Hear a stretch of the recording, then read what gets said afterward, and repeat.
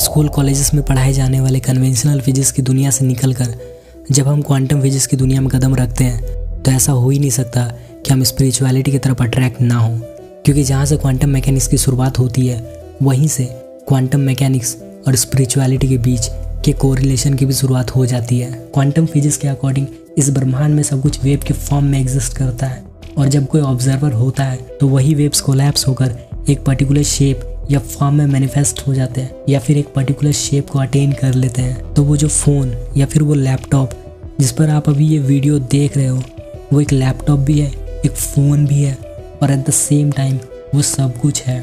और इसी को क्वांटम फिजिक्स के लैंग्वेज में सुपरपोजिशन स्टेट कहा जाता है।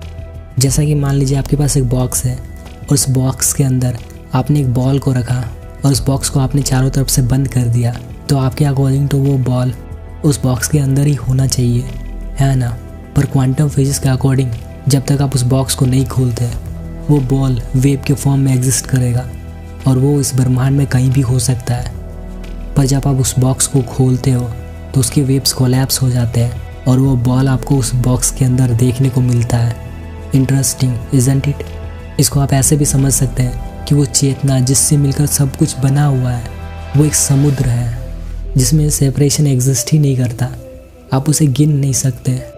पर उसी समुद्र के जल में होने वाले स्पंदन की वजह से अलग अलग वेव्स अलग अलग फॉर्म्स में आपको सरफेस पे देखने को मिलते हैं, जो खुद को इंडिविजुअल फॉर्म में आपको दिखा रहा है पर है उसी का हिस्सा। और इस ब्रह्मांड में भी यही होता है, सब कुछ उस परम चेतना से ही बना हुआ है जो खुद को अलग अलग फॉर्म में दिखाता है। जब उस चेतना के फील्ड में वाइब्रेशन या स्पंदन होता है तो वो खुद को अलग अलग फॉर्म में मैनिफेस्ट करता है और नए नए क्रिएशंस को जन्म देता है, जो भले ही अलग अलग दिख रहा है पर है उसी चेतना का हिस्सा और इंटरकनेक्टेड है पूरी तरह से। और क्योंकि वो चेतना हर जगह मौजूद है, जिसका कोई शेप नहीं है, एक पर्टिकुलर शेप में आती है, तो यहीं से शुरुआत होती है मल्टी डायमेंशंस की पॉसिबिलिटीज़ की, जो कि जन्म देता है मल्टी डायमेंशनल मैट्रिक्स को। यहाँ मैंने मल्टी डायमेंशनल मैट्रिक्स कहा, ना कि मल्टी डायमेंशनल रियलिटी। कुछ लोग मल्टी डायमेंशनल रियलिटी कहते हैं क्योंकि वास्तविकता तो एक ही है जिससे मिलकर सब कुछ बना हुआ है, वो चेतना, ना कि मल्टीवर्स। हालांकि इन चीज़ों को बताने के लिए मैंने साइंस का सहारा लिया, पर साइंस से ही सभी चीज़ों को एक्सप्लेन नहीं किया जा सकता क्योंकि साइंस की अपनी लिमिटेशंस हैं और सीमित ज्ञान से हम अनंत को नहीं जान सकते। जैसा कि शिव सूत्रा का दूसरा सूत्र ये कहता है कि ज्ञानम बंधा, विच मीन्स ज्ञान हमें बांधता है। वो ज्ञान ही है जो हमें इस माया में बांधता है। यहाँ बात हो रही है उस सीमित ज्ञान की जिसके जरिए हम अनंत को जानने का प्रयास कर रहे हैं। और इसी सीमित ज्ञान की वजह से हम खुद को इस बॉडी से आइडेंटिफाई करते हैं। जब उस परम चेतना ने सृष्टि की रचना की तो उसने सबसे पहले 36 एलिमेंट्स को बनाया, जिसमें से जो 6th एलिमेंट है वो है माया, जिसकी वजह से हम डुअलिटी को एक्सपीरियंस करते हैं। पर ये माया अकेले काम नहीं करती, बल्कि ये आगे के 5 एलिमेंट्स के ज़रिए काम करती है, जिसमें से जो 8वां एलिमेंट है वो है विद्या या ज्ञान या नॉलेज, जिसकी बात इस सूत्र में की गई है। इस वीडियो को एंड करने से पहले मैं आपसे एक रिक्वेस्ट करता हूँ कि आप अपने आप से एक सवाल पूछिए कि मैं कौन हूँ, हु एम आई।